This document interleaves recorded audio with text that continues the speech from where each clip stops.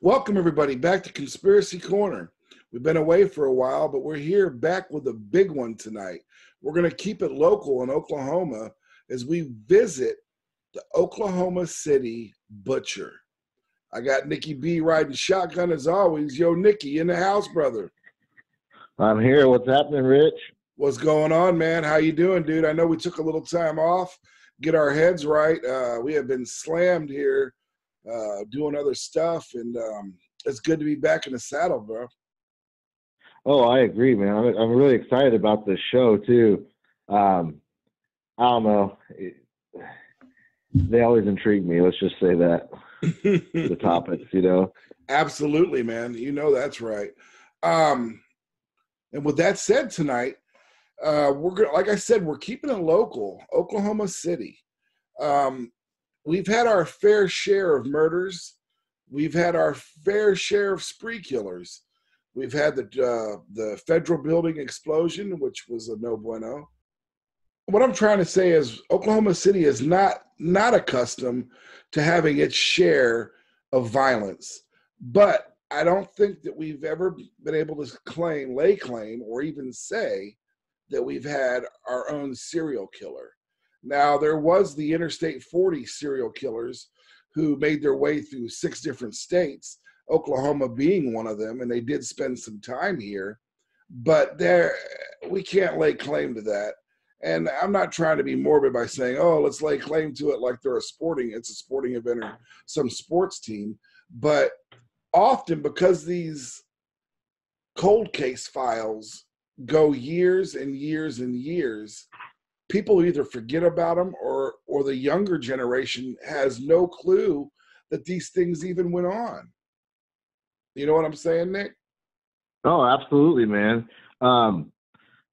I think the unsolved mystery or cold case file, anytime I hear those two words, dude, that's just bad, like that's horrible that this person, I think people that are murdered at least deserve, not even at least, I mean, they definitely deserve to be found and mm-hmm.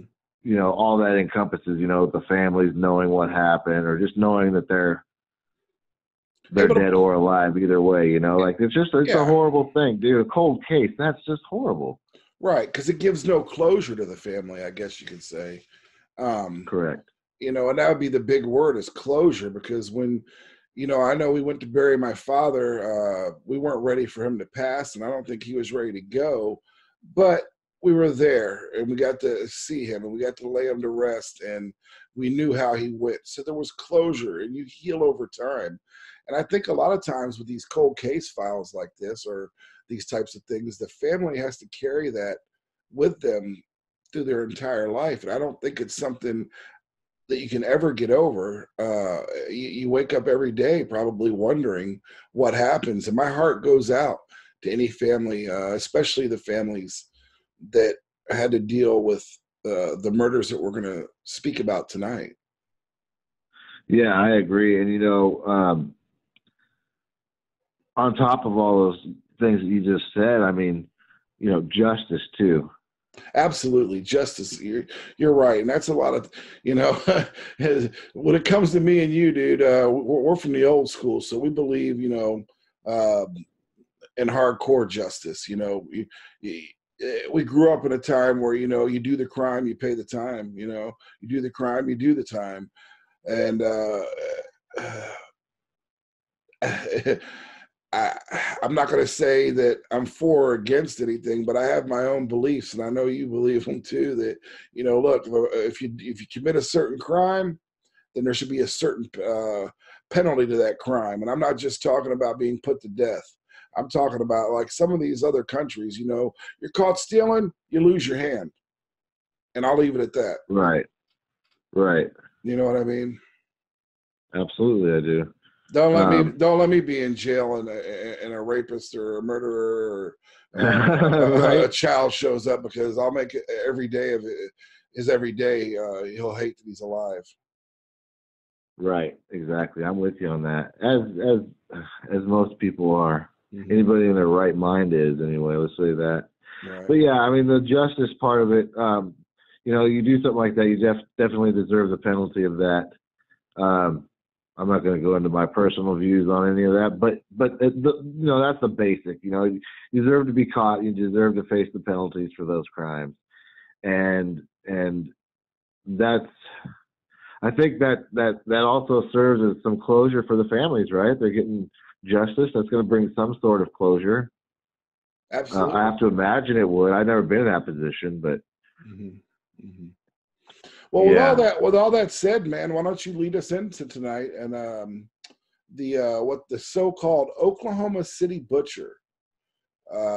He was, we say he or it or a group of people that are tied to these 3 specific murders. I'm going to say it right now, the monster. How about that? I mean, you got to be a monster to do this stuff. It's unbelievable, bro. I was so. Oh, yeah.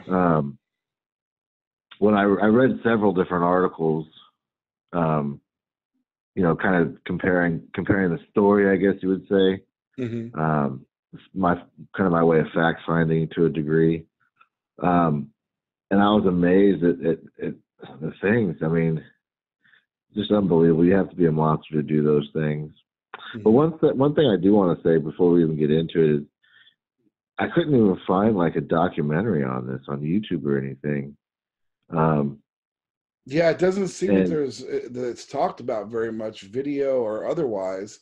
And there are a few people that I reached out to here and locally that actually might have even fielded some of these reports or wrote articles on it, and no response. I told them how great I thought their articles were. I'd love to have them on the show, use them as a stepping block so they can explain everything, because obviously some of these things that they did the research on, which we went and did ourselves, they had firsthand accounts. And I reached out to 3 or 4 different people and I didn't get a response one. And that's probably the first time. I mean, I've reached out to people that are in Hollywood that are producing movies and got a response back the same day. I mean, so, and I know these guys got the emails, so it just goes to show you that I guess some people think they're better than others in that instance, and I won't say any names, but they know who they are, and they'll see this eventually, and shame on you for not wanting to come on and, share some of the info that you have on this. And because here's the thing, man, even though these happened so long ago, look, somebody somewhere there's somebody somewhere that knows something. Always. Mm-hmm. Mm-hmm. Somebody saw something. Just because they didn't say anything doesn't mean they didn't see something. Right. I think detectives, they got a very hard job of trying to figure out these crimes. But, well, let's jump into it, man. So, yeah, the OKC Butcher is what this whole story is titled by. I guess that's just the media dubbed it that for a short period of time. Mm-hmm. But in April of '76, in Oklahoma City, there were some utility workers. They were, I guess, working in that area, and they decided to go check out this abandoned house that was, I guess, down the road or something, right? Mm-hmm. Dude, I mean, this is the first murder that's linked to this person, to this serial killer. What they found was it was crazy, bro. They found a severed thigh, and they found a woman's severed head inside of a big old like popcorn bucket. Mm-hmm. Is that just? It's bizarre, and I think one of the reasons that it was dubbed the Butcher was, didn't the body parts? Some of them, the body parts were wrapped in, I guess, butcher paper. Like when you go to the butcher to get your meat, they were wrapped in the paper that you get your meat in. Right, exactly. Yeah, and go ahead. I'm sorry. Oh, I'm sorry, dude. Okay, so the head that was inside the bucket was described as undescribable. It had been beaten so much that it was unrecognizable as a head. Like they really had to like ponder this thing, Plus, I would imagine that every single officer that worked that, when they saw that they were just in shock, man. I don't even know how I'd react to a severed head, so I have no idea. It's got to be something that haunts you or something. But, okay, so when those utility guys found that, they called the cops, of course, right? So the cops show up, and they also locate a torso. Okay, we're talking about the 1976 murder, right? Yeah, April of 76. Yeah. That was the one. Yes, they found body parts just littered throughout the house, and the one it was like a nearby house to where that it was a nearby house, I think, to the abandoned house, like the house just next door or something. Right, and then I guess one of the articles said that they even said that the face was so beaten and mutilated that that it looks like it was formed to like an extended smile, kind of like the Joker. Yeah. I was going to. Yeah, no, you're right. Yeah, it was definitely. Yeah, you're right. Oh, that's just so crazy, dude. It's disgusting. But you know what? So they obviously didn't find anybody. Okay. To put that murder on, right? Well, they couldn't even identify the body. Right. This happened in 76, but in 93, they were able to ID the girl. So almost through DNA. 17 years later. 76 to 93. Yeah. Turns out she was. I'm not gonna say her name, but she was a member of the Sac and Fox tribe. Okay. And then there was no activity for a few years till, oddly enough, April of 79. And some kids were playing basketball or something at this park. Oh, yeah. And what do they see running down the street, bro? They see a dog running down the street carrying a human head. Right. That was on Northeast 10th Street in Oklahoma City. Could you imagine? You're just shooting some hoops with your buddies, and here comes a dog with a head. Those kids will never forget that in their lives. Yeah, that's horrible. I could only imagine, man. Right? That just blows my mind. Like, that's shit for TV, bro. We're not supposed to see that in real life like that. No. Well, right. I mean, but TV is based off reality. So, I mean, it's just some of us are sheltered or lucky that we don't have to witness or see those things. And I remember that case. What was so ironic about it is that, like, they said over the next several weeks, pieces of the body were being reported in different parts of that neighborhood. They said that the police were just being called in and people finding numerous body parts littering the neighborhood, all wrapped in the butcher paper once again. So yeah, he used like butcher paper. I think he started with newspaper, went to butcher paper, but using using newspaper back then at the butcher shop was probably not uncommon either. No, you're right. Look, fishing. If you get authentic fish and chips, it's served to you in a newspaper. I'm just saying. Anyway, back to the topic. Like, okay, so yeah, you're right. He did find they were finding his body parts all over the place. Hand,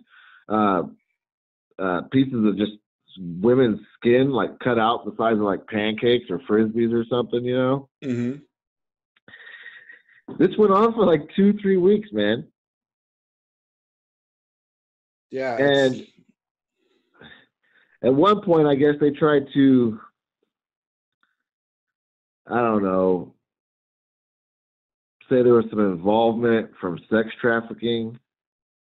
I guess that's what her family claimed, right? That was the other victim, the second one in 79.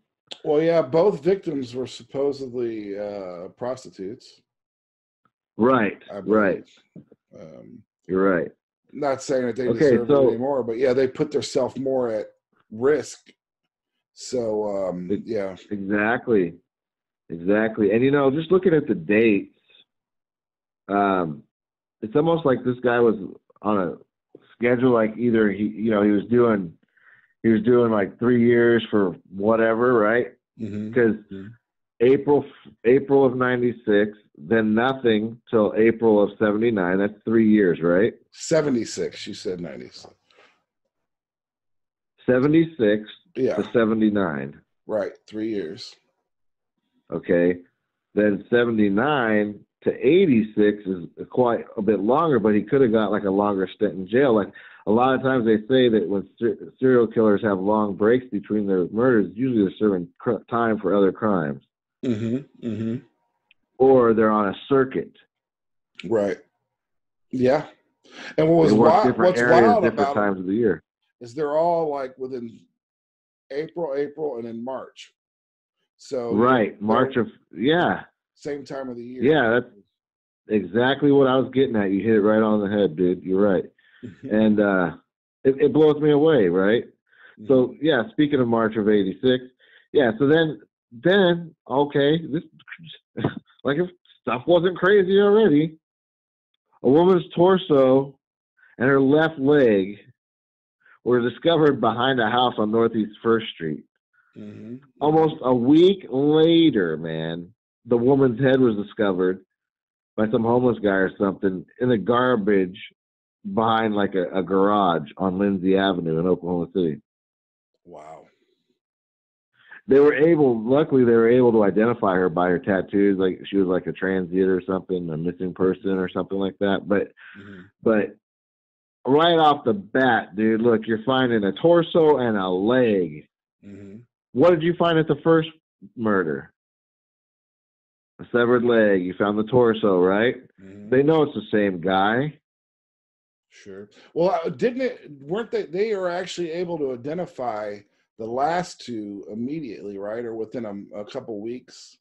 But the first one was unidentified at this time. In 86. Yeah, till 93. Yeah. So it took 7 more years after the 86 killing for them to even figure out the identity through DNA testing of the very first victim. And what I found odd about it as well is with none of them, they never found the sexual organs. Right, kind of like a weird Jack the Ripper kind of scenario. And you know what though? Hold on, I want to point something out because we were talking about the dates real quick. I'm not trying to go backwards, but I just need to say it now before I forget. Okay, we're comparing the dates. April of '76. Let's just call it like it was. April 1st of '76. Then April 19th of '79, and then March 6th of '86. What they all say is that's when they were discovered. How do we know he didn't kill them all on the same date every year? Right. That's something to think about. Yeah. And then, there has to be a formula, a mathematical formula to use to numerically find the date. You know what I'm saying? There has to be. I know there is. I don't know how to do it, but I know there is. There's geniuses out there, some Doogie Howsers that can do it. But I'm not that guy. Come on, math guy. Anybody knows, just email us, please. Thank you. Because I'm a nerd and I want to figure this out. I want to find it. Because, I'm not saying the cops didn't do their thing, but, we're talking about early on, like DNA. We're talking about, I don't even know. When did DNA go, like, mainstream? Not until it wasn't the 90s. At all in the 70s. Yeah, I was going to say it wasn't in the 70s, that's for sure. So, okay, the 90s. So when all these murders happened, they didn't even have DNA testing. Yeah, I think the way they identified the other two women was actually through tattoos. Yeah, I think you're absolutely right. I do believe that is what I read. But, here's something else real quick that kind of, man, I kind of chuckled when I read this, but it was not a chuckle towards the victims or anything, and it wasn't a disrespectful chuckle towards the Oklahoma City Police Department, but it kind of was just kind of like, wow, that's it? Like, that's all you have to say? Here's what they put. This is from the cops, okay? We believe that the 3 murders are connected. There are several common threads between them. Really, dude? We knew this by just reading a couple articles, buddy. Come on. Seriously. Okay? And I'm not trying to be a jerk here. I'm just saying maybe, I don't know. Maybe there's a reason why these were unsolved. But they're saying that all the women were of Native American heritage. That would be an obvious, right? Mm-hmm.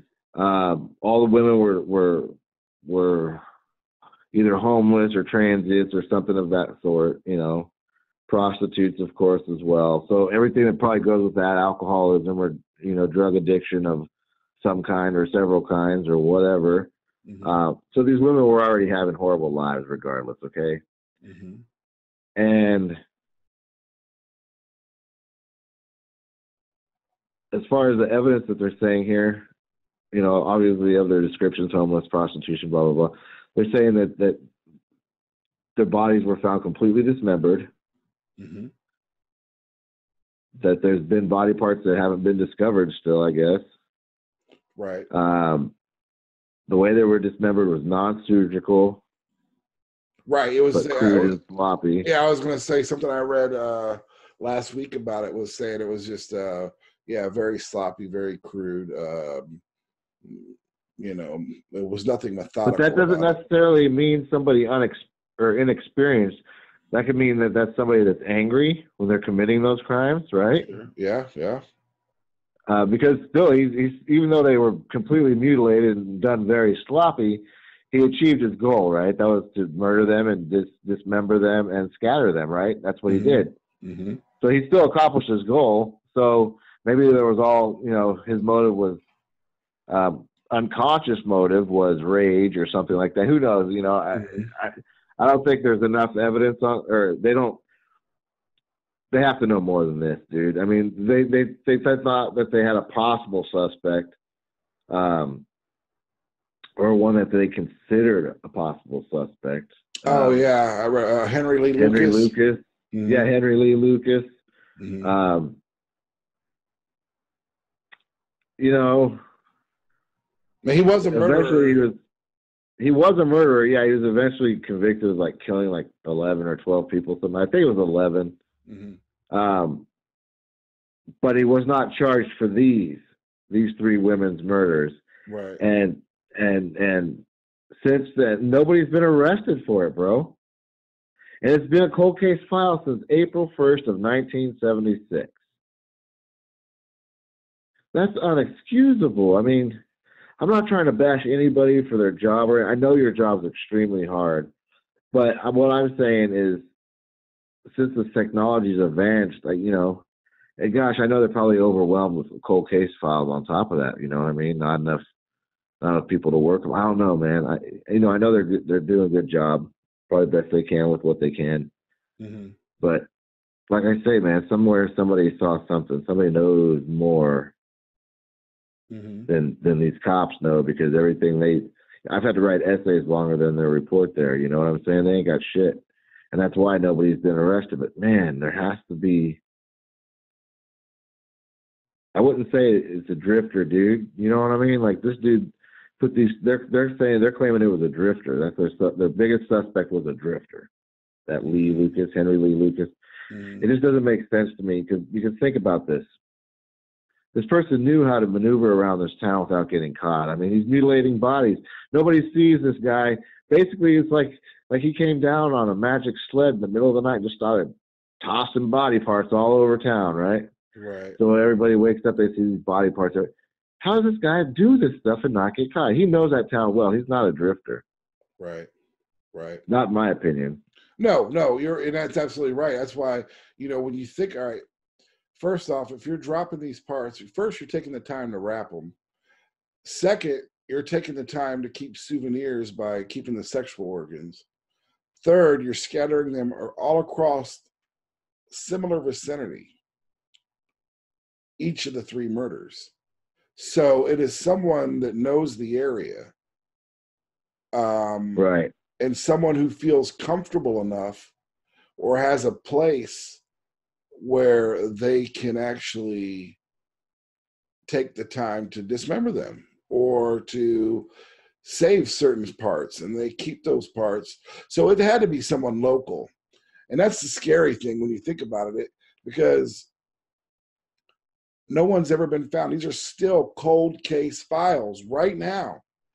No one's been found. I know. Where is the OKC Butcher? Where is he? Is he old and dead now? Has he passed on?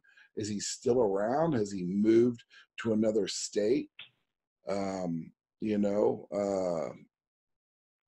has he been tied to any other murders here in Oklahoma that are cold case files that don't particularly tie into the dismemberment, but it ties into the whole woman, you know, rage, you know, that kind of thing. And we've had our share of murders here and a lot of cold cases. So I'm not a detective. For all we know, I'm sorry, bro. For all we know, maybe it wasn't just one lonesome drifter, like they say. Maybe it was a team of guys. Maybe it was two guys. You know what I mean? True, right? We don't know. You know, exactly. I know why we were studying this and why we were doing the research together. We both fell You upon. brought it to my attention initially, and then I was just like, wow. Yeah. I thought it was very intriguing. I mean, with all that goes on, and as long as I've lived here, I had stumbled across that, and I've never heard about it before.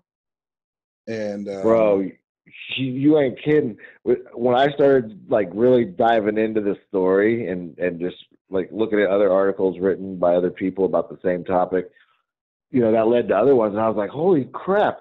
There was a lot of cold case files that were in the news and stuff back in the day, and I'm just like, holy crap! There were some big cases. I saw one. It's an old school. In fact, okay, I'll tell you exactly where I saw it.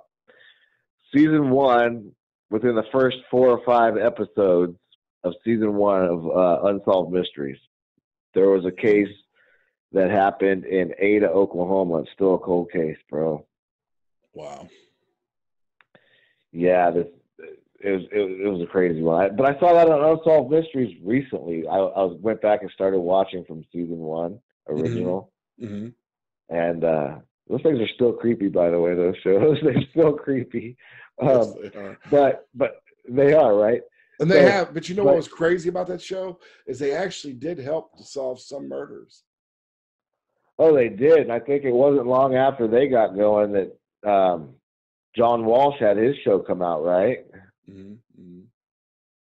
And John Walsh did a lot of cool, he solved a lot of cases, bro. Yeah. A lot of cases. And he dedicated his life to a cause, and kudos to him as well. Yeah, because I used to watch that stuff growing up. It would keep you pinned, and you were always like, "Oh man, is it going to be something local that we can help look for?" You know, yeah, it was just wild.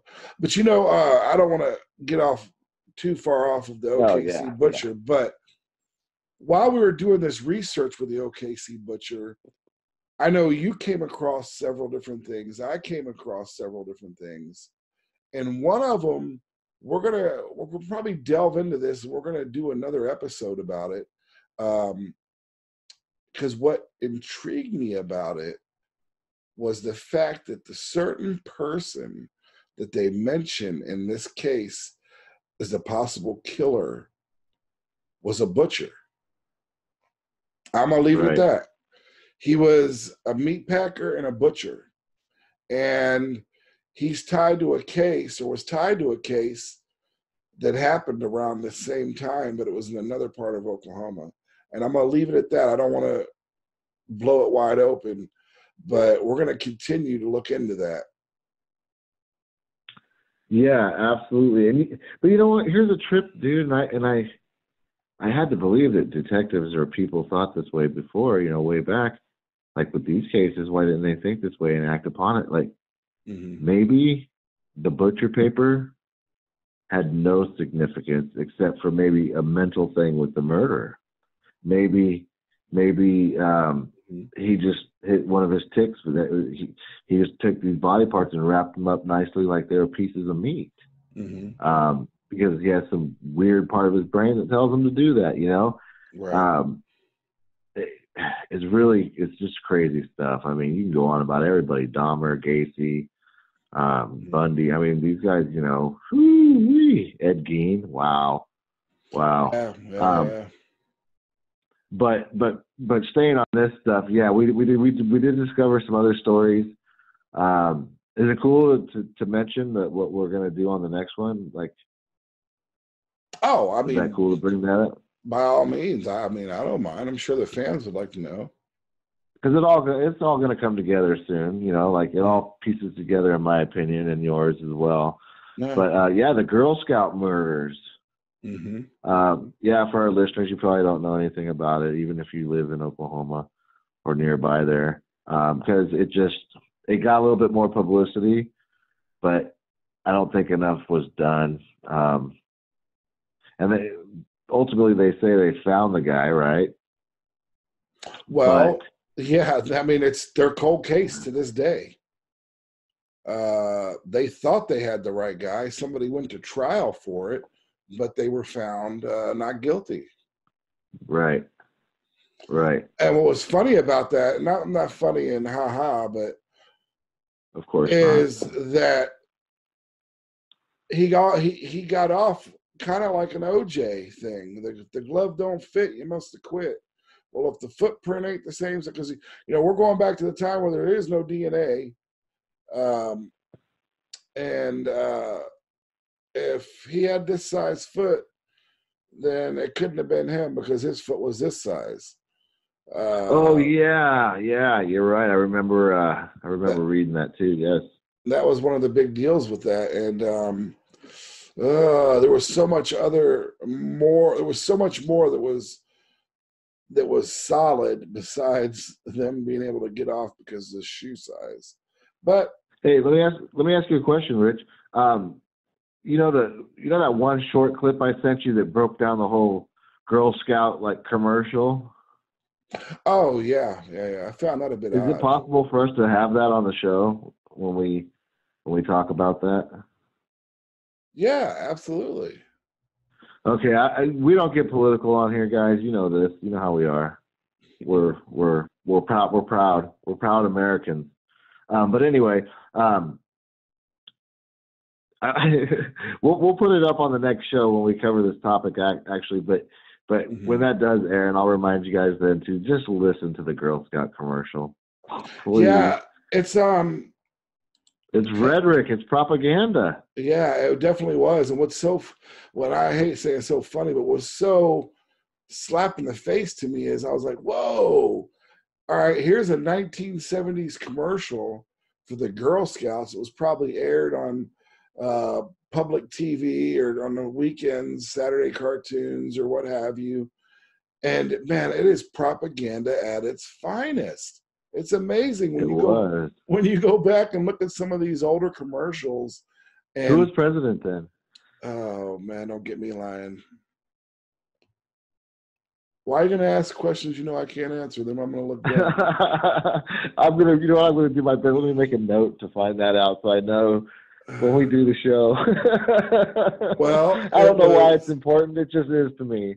Mid to late 70s, so it was before Carter. So who was before Reagan? Well, no, it was before Reagan. So who was before Carter? I was still a baby then, so I don't think I was following politics quite yet. I didn't start following. When were you born? 71. Was that Nixon?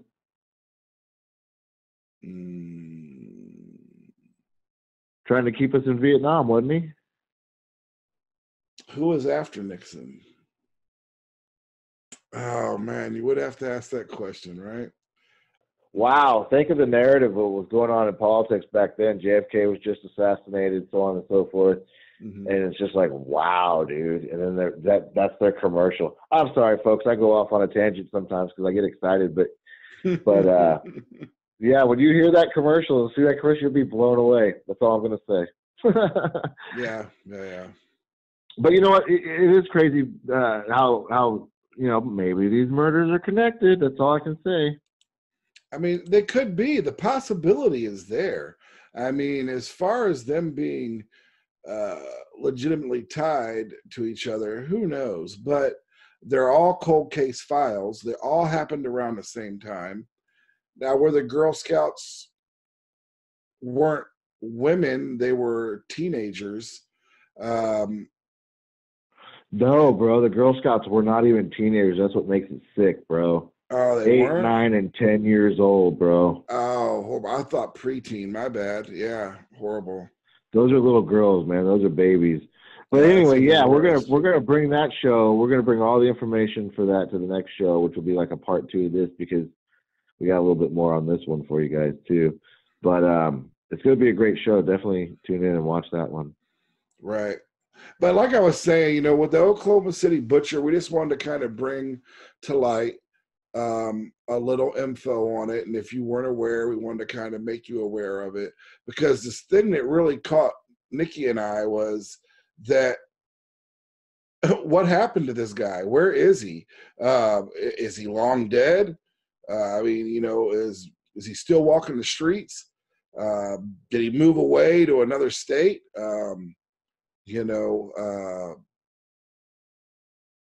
that's just eerie that these cases go unsolved, yet they're connected, and no one's ever been brought to justice.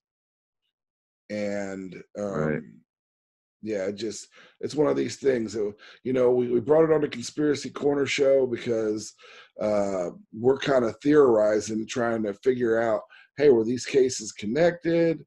And like Nikki even said, maybe the paper has nothing to do with it. Maybe that guy being a butcher in the 70s has nothing to do with these murders. And maybe that was just one of his, that was his MO, just to wrap it in whatever was available. He just happened to have some butcher paper laying around. I don't know. No, you're right, dude. Who knows? I'm gonna tell you something. Where I grew up back home, actually where I was born, not where I primarily resided my life, but where I was born, there was the Zodiac Killer. Oh yeah. And growing up, like, dude, I constantly heard about that guy. Mm-hmm. And I remember one year, it was probably in the early to mid 80s, I want to say. Mm-hmm. Supposedly, because they had it on the news and everything, he sent the Zodiac sent a letter or a card to the San Francisco Chronicle and to the news stations, and said that he was going to run over kids on Halloween. What? Yeah, dude. And I remember, like, my mom wouldn't let us leave our block for trick or treating. Mm-hmm. And I thought, now that I'm an adult, I think back, I was like, dang, thanks, Mom. Like, it's our block. He wasn't going to ride down. You know what I'm saying? Right. You killed our own block. No, but seriously, yeah, it was crazy, dude. I remember going trick or treating and then coming back inside and watching the news. My mom had the news on. That story kept coming up, man. It was a weird Halloween. Really weird Halloween. Another crazy instance in my life. I mean, I've been all over. My friend Ali, that I spoke about on the other show that we have, that I went to school with, the academy. When he graduated, him and his brother owned a Dunkin' Donuts up in Milwaukee. And nice. And so when I graduated, I went out to Seattle for a while, and then I come over and actually lived with him for a while and worked at the Dunkin' Donuts with him there in Milwaukee. Well, that was during the time that the Bulls were winning their first 2 championships in that era. Well, guess who was doing their serial killing around Milwaukee during that time? Who? Hello, Jeffrey Dahmer. Oh, no kidding. Yeah. So, and the reason I bring that up is because we used to party late into the nights at all the different clubs. And, sometimes you would end up at a club that was a little risque or racy, just because that's where the party was ending, because nothing else. You about like some after hours clubs or some just like, well, not just like that, crazy scenes. Yeah, crazy scene, old techno, and back then there wasn't what you would label as like a gay club, but it was where a lot of the gay community would hang out. at some of these Right. clubs. And the group of 5 or 6 of us, and girls included, we would all go to these because some of them had friends that would be there, what have you. So what I think back on that is like, wow, I was probably in the presence of this man at least once or twice, because some of the clubs that he would go to, I know we went into. Right. And it's just eerie thinking about that. You know, when I would watch it on TV, I'd be like, oh man, and I was there. Me and Ali were there during this time with our, you know, our little circle of friends we had back then. And yeah, but you were safe, bro. You don't fit the MO, man. You're not like a little gay Asian boy. Right. Yeah, no. You know, thank goodness, right? But yeah, that is crazy, dude. I mean, wow, dude. Yeah. It's a small world, dude. It's a small world. And so as in folks, the words of Freddy Krueger, bro, every town has an Elm Street, right? Yeah, if you're lying, you're dying. And it's something else I learned from a good friend of mine, Ron. He's from New York. He lives here in Oklahoma now. He's a great friend. He used to tell me, he goes, I don't care what city you go to in the U.S., if you want to find trouble or you need to get something that you don't need, he goes, there's a Martin Luther King Boulevard in every town. Sorry for the abrupt ending there, folks. We had about the last 4 minutes of the video was corrupted, and I could not get it converted properly, so I apologize. As an added bonus here at the end, we have some music and a special shout out to the first responders, the firemen, and those who lost their lives with 9/11 as we reflected back this week. And as always, God bless, stay safe, and have a wonderful evening.